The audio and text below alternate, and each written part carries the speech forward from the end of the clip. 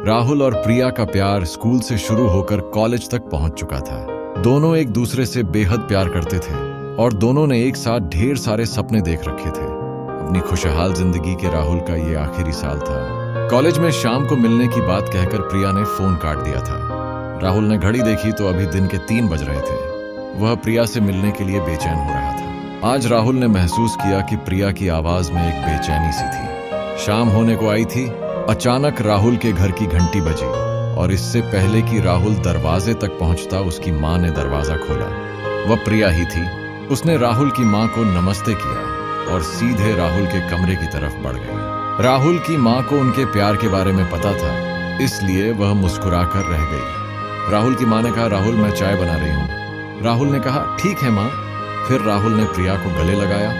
राहुल की बाहों में सिमटी प्रिया ने अचानक अपना सर राहुल की तरफ उठाया। राहुल का जैसे सीना फट गया हो। प्रिया की तरफ देखकर प्रिया की आंखों में आंसू भरे हुए थे। राहुल समझ नहीं पाया कि अचानक से क्या हो गया। फिर उसने सबसे पहले प्रिया के आंसू पोंछे और राहुल ने प्रिया से पूछा, क्या हुआ जान, तुम रो क्यों रही हो? इतना सुनते ही प्रिया जैसे और टूट गई और बिना आवाज के वह और रोने लगी। उसकी आंखों से निकलते आंसू राहुल का सीना चीर रहे थे। राहुल से रहा नहीं गया और उसने सबसे पहले दरवाजा बंद किया ताकि प्रिया के रोने की आवाज कमरे से बाहर न जाए। फिर उसने प्रिया को अपने बिस्तर पर बिठाया और खुद नीचे फर्श पर बैठ गया। प्रिया का हाथ अपने हाथों में लेकर उसने प्रिया से कहा, जान बोलो, ऐसा क्या हो गया कि तुम इतना रो रही हो? तुम्हें पता नहीं मेरे दिल पर क्या गुजर रही है तुम्हारे आंसू देखकर। अब प्लीज बताओ क्या हुआ है? प्रिया ने अपने आंसू पोंछे और अपने आप को संभालते हुए राहुल का हाथ पकड़कर बोली, हमारा साथ यहीं तक था जान, हमारे रास्ते आज के बाद कभी साथ नहीं होंगे। राहुल को जैसे एक झटका लगा। उसने प्रिया के हाथ को कस के पकड़ा और बोला, क्या पागलों जैसी बातें कर रही हो तुम? होश में तो हो ना? प्रिया की आंखों से फिर से आंसू टपकने लगे। उसने राहुल को अपने पास बिस्तर पर बिठाया और उसका हाथ पकड़कर बोली, जान, अब मैं किसी और की पत्नी बनने जा रही हूँ। पापा ने आज ही मेरा रिश्ता तय कर दिया और घर में सब बहुत खुश हैं। राहुल पागलों की तरह उसकी तरफ देखकर प्रिया की बातें सुन रहा था। उसे समझ नहीं आ रहा था कि वह कैसे और क्या बोले। फिर थोड़ी देर बाद जैसे उसे होश आया, उसने प्रिया की आंखों में झांक कर कहा, तुम मजाक कर रही हो ना जान? हालांकि राहुल की आवाज कर रही कंपन खुद राहुल को बता रही थी कि वह जानता था कि अब सब कुछ खत्म हो चुका है और प्रिया मजाक नहीं कर रही है।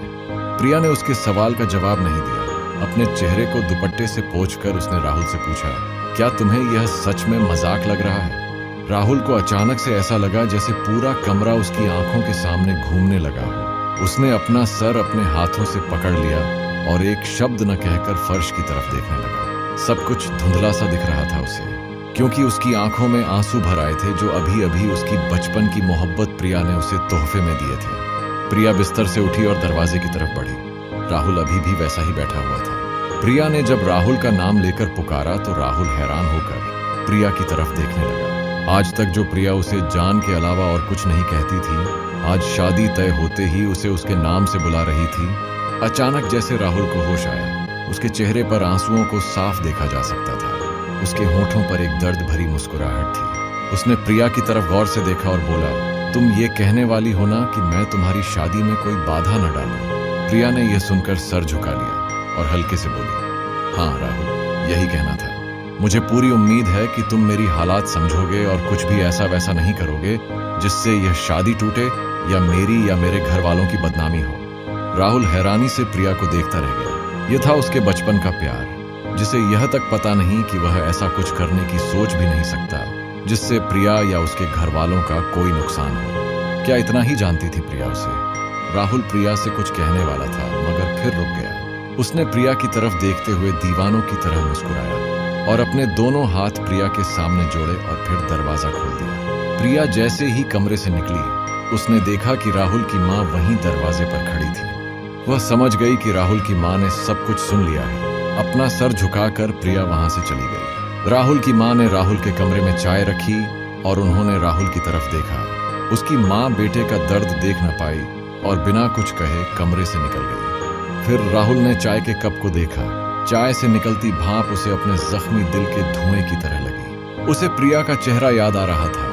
प्रिया के आंसू अब उसे नकली से लग रहे थे और प्रिया के चेहरे पर शादी तय हो जाने की खुशी अब वह याद कर पा रहा था। राहुल का सिर्फ दिल ही नहीं, भरोसा भी टूटा था। उसने कमरे से बाहर देखा तो अंधेरा बढ़ने लगा था, बाहर भी और उसकी जिंदगी में भी। राहुल की आंखों से फिर से आंसू गिरने लगे। उम्मीद है कि आपको यह कहानी पसंद आई होगी। अगर कहानी पसंद आई हो तो हमें कमेंट करके जरूर बताइएगा।